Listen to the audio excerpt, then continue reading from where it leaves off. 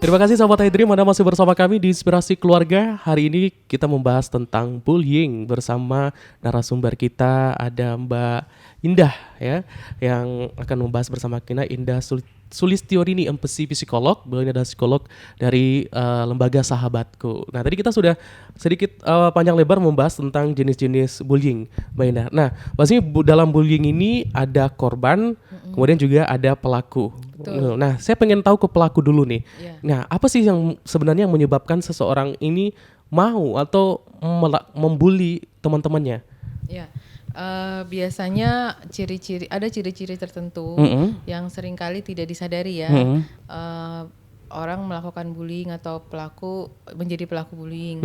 Memang dia terbiasa berlaku agresif, dalam tanda kutip, bisa bentuknya fisik, bisa bentuknya verbal. Artinya buat dia bisa jadi berkata-kata kasar itu hal yang biasa, kemudian merendahkan orang lain itu dianggap bercanda terus biasa, terus kemudian bisa jadi dia juga dulu korban bullying, sehingga dia menganggap korban bullying yang belum dipulihkan, sehingga dia menganggap saya juga dulu diperlakukan seperti ini, padahal bisa jadi dahulu dia juga mendapatkan merasakan dampak yang negatif dari perilaku bullying yang dia alami gitu. Tapi karena itu tidak terselesaikan ataupun dia tidak menyadari bahwa sebagai korban dia berhak memulihkan dirinya sendiri dan mengambil langkah untuk memilih tidak melakukan hal yang sama kepada orang lain, maka dia menganggap ya udah saya juga dulu diperlakukan seperti ini, jadi wajar dan normal seperti itu.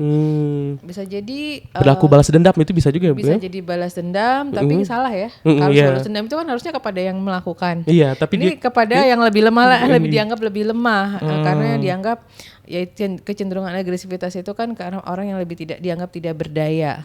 Jadi itu membuat dia lebih mudah menyalurkan agresinya sehingga tidak mendapatkan penolakan ataupun dia bisa dengan mudah gitu ya melakukan agresivitasnya baik secara fisik maupun verbal, dan biasanya sih verbal ya. Dan verbal kan orang cenderung menganggap nggak enak, biarin aja deh diterima.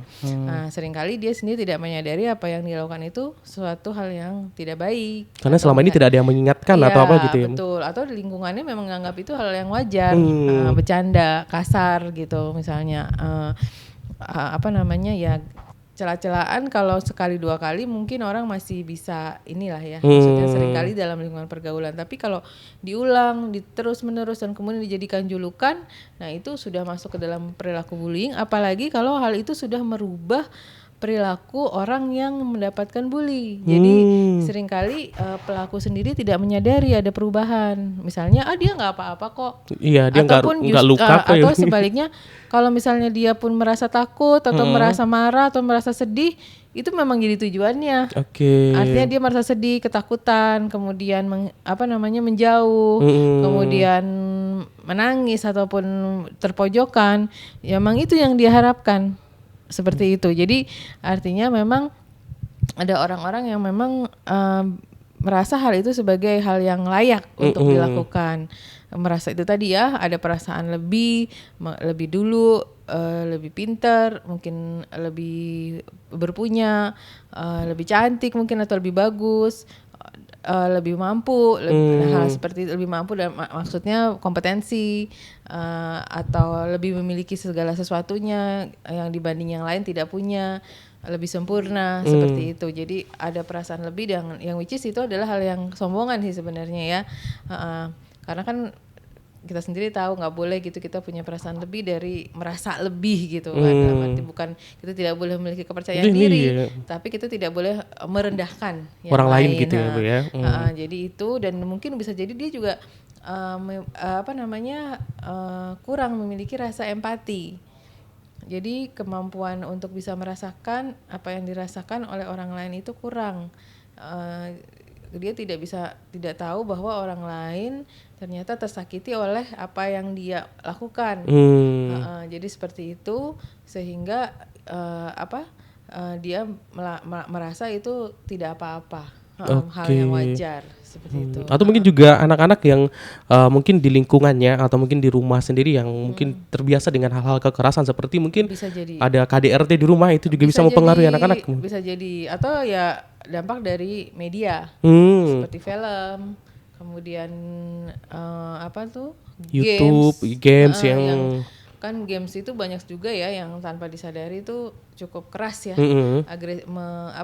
merangsang agresivitas walaupun mereka melakukannya dalam lingkup dunia maya, tapi itu tadi seringkali tidak disadari anak-anak itu masuk ke dalam ketidaksadarannya dan kemudian melakukan dalam dunia nyata walaupun mungkin tidak seperti kalau di dunia maya kan ada yang pakai pemukulan, tembak-tembakan dan sebagainya.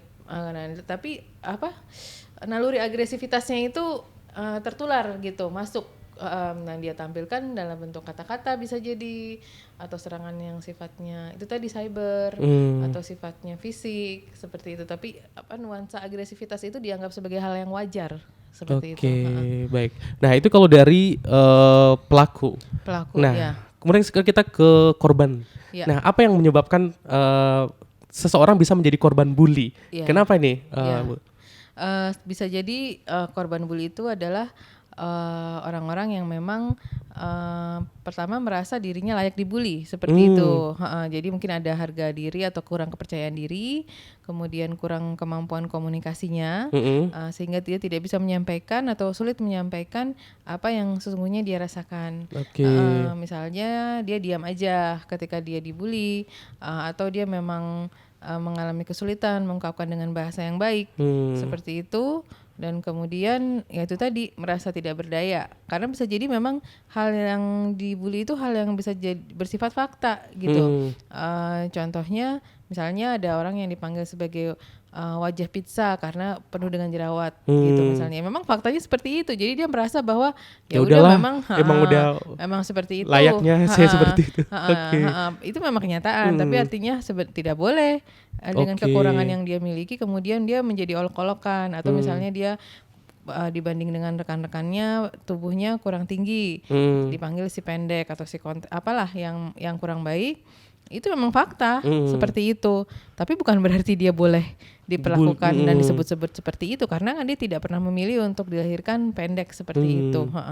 Jadi artinya ya memang orang tersebut harus memiliki atau dilatih juga kemampuan untuk berkomunikasi sehingga dia juga bisa menyatakan dirinya atau membela diri, menyatakan ketidaksukaan atau tidak mau diperlakukan seperti itu, seperti itu. Jadi dan mungkin bisa jadi dia juga memang yaitu tadi ya minder ya, minder dari awalnya memang sudah kurang memiliki pandangan yang positif tentang dirinya, tidak hanya tentang fisik tapi juga apakah itu fisik, apakah itu kemampuan, apakah itu juga sifat-sifat yang baik gitu. Dia kurang mengenali dirinya bahwa siapapun sebenarnya apapun kekurangannya ya tidak boleh dibully seperti itu. Tapi terlalu pede juga untuk muncul di tempat yang baru juga nggak boleh sebenarnya Bu ya. Terlalu pede, terlalu gimana gitu. Terlalu pede mungkin akan cenderung resikonya adalah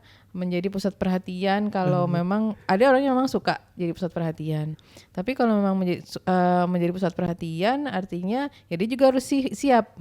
Siap orang menyoroti tidak hanya hal yang positif tapi juga hal yang negatifnya. Bisa saja menjadi korban bully juga nantinya ya Bu ya. Bisa jadi kalau dia tidak bisa mempertahankan diri, kalau dia tidak bisa mengungkapkan secara positif hal-hal yang misalnya dia tidak mau dan perlakuan seperti itu ya bisa jadi seperti itu. Tapi biasanya orang-orang yang sangat percaya diri bisa sih umumnya untuk mengatakan bahwa saya tidak suka, atau bisa jadi menyerang balik misalnya. Tapi hal-hal itu kemampuan bertanya lebih banyak gitu ya. Tapi bisa jadi sebenarnya dua-dua hal itu bukan hal yang juga baik. Bisa jadi dia menyerang, membuli lagi.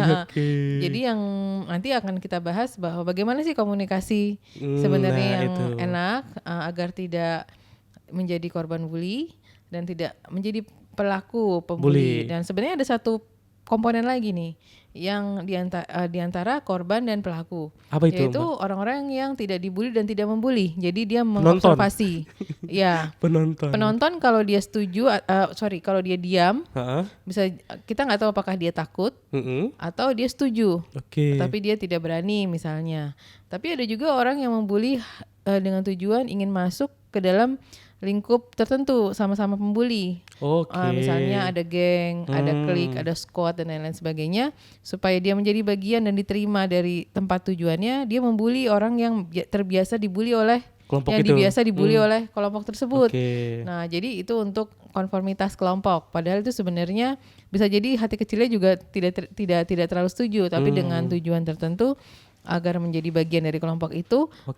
Dia melakukan itu agar dilihat, oh ya, menjadi kamu adalah bagian dari kami. Gengsi-gengsian lah gitu ya, Bu ya. Misalnya seperti itu.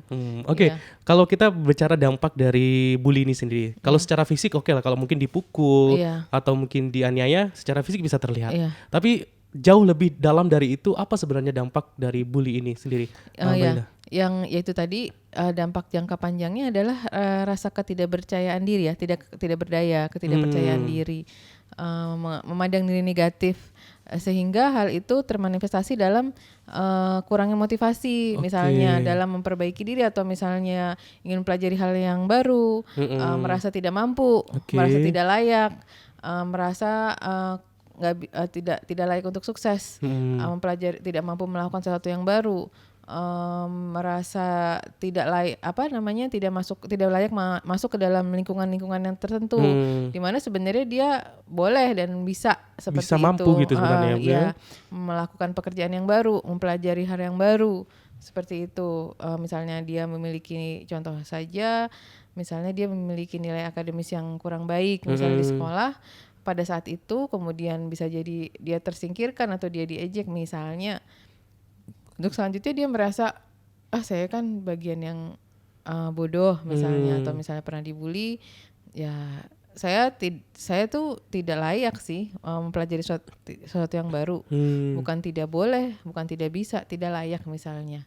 Nah, itu perasaan dirinya dan itu terbawa terus misalnya. Atau kalau misalnya ada orang dibully secara fisik, ya dia merasa tidak percaya secara fisik, tidak percaya diri, misalnya tidak layak untuk disayangi, tidak layak untuk dicintai, tidak layak untuk ada orang misalnya memiliki niat baik buat dengan dia, misalnya kemudian dia merendahkan dirinya. Jadi dampaknya itu bisa jangka panjang, dan bisa jadi juga adalah munculnya rasa takut, paranoid misalnya, tanda kutip. Paranoid itu bukannya selalu yang sifatnya gangguan yang sangat klinis gitu ya, tapi dia juga curiga apakah orang ini punya niat buruk kepada saya, berpikir buruk kepada orang lain terus ya, Bu.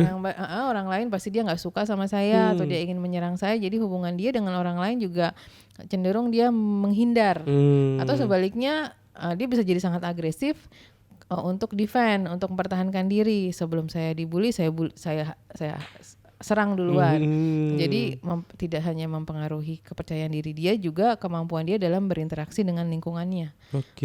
Seharusnya sih tidak ada masalah. Misalnya dia secara fisik sempurna, walaupun mungkin tidak seperti bintang film gitu ya, tapi lengkap, misalnya berfungsi dengan baik. Tapi dia merasa dirinya buruk. Dia merasa tidak layak diterima di suatu lingkungan tertentu, kemudian dia tidak layak untuk disayangi, misalnya ada orang yang suka sama dia merasa saya nggak layak disukai orang, padahal orang suka kan tidak hanya fisik ya, bisa jadi dia baik misalnya, bisa jadi dia santun misalnya, bisa jadi dia orangnya pintar sangat atau yang lain, mudah menolong orang lain, atau dia jujur, atau dia orangnya tidak suka menghina orang lain, atau misalnya dia sangat mudah dimintai bantuan. Hal-hal yang baik itu kan banyak. Tapi karena dia sudah memiliki rasa kepercayaan diri yang rendah, kemudian dia tidak merasa layak untuk mendapatkan kasih sayang dari orang lain, misalnya seperti itu. Atau tidak layak mendapatkan pertemanan dari orang lain, tidak layak mendapatkan bantuan atau kepercayaan dari orang lain. Saya nggak bisa, saya nggak mampu, atau ketika diajak untuk bekerja sama, saya tuh saya tuh bodoh misalnya, saya bukan orang yang bisa belajar dengan cepat misalnya, saya tuh orangnya lama, kemudian tulalit. Nah, jadi dia menjelek-jelekan diri sendiri terus, diri sendiri gitu ya, dan akhirnya itu menutupi potensi dia yang sesungguhnya. Seperti itu. Jadi dampaknya bisa jangka panjang seperti itu. Atau bisa itu tadi saya ungkapkan, kalau misalnya ada orang yang benar-benar bercanda, dia serangannya luar biasa. Dia serang balik atau dia flight ya. Flight itu artinya dia menghindar. Akhirnya dia mungkin temannya jadi berkurang atau dia cenderung menghindari kontak sosial dengan orang lain. Karena mungkin jadi sangat, yang tadinya nggak sensitif, biasa aja lah misalnya, jadi jadi sensitif. Atau yang tadinya sudah punya potensi, memang ada orang yang cukup sensitif, jadi lebih sensitif lagi gitu. Jadi artinya itu menyulitkan dia untuk menjalin hubungan baik atau interaksi sosial dengan orang lain secara wajar, seperti itu. Bisa berdampak dia menarik diri gitu Bu, menarik atau mungkin diri, juga minder, lebih keras lagi dari orang yang atau belum bisa melakukan tindakan agresif untuk melindungi dirinya. Jadi bisa jadi dia secara verbal bisa sangat agresif demi untuk melindungi diri, jadi menyerang justru. Atau tidak terima atau jadi marah yang berkelebihan, yang sebenarnya mungkin bisa diungkapkan dengan cara yang baik, tapi karena mungkin dia punya pengalaman dahulu dibully, ya dia pikir mungkin semua orang itu bakal membuli dia gitu ya Bu ya. Jadi dia serang balik lebih dahulu, atau dia itu tadi jadi dia bully malah orang lain, jadi pelaku. Baik, kita break lagi Mbak Indah, nanti kita akan bahas di sesi berikutnya. Sahabat iDream, kita masih bersama Anda tetap di sini di 1044 AM iDream Radio, dan jangan ganti channel dulu, dan saya akan masih ditemani oleh Mbak Indah. Kita membahas tema kita hari ini tentang bullying di 1044 AM iDream Radio, Successful Muslim Family.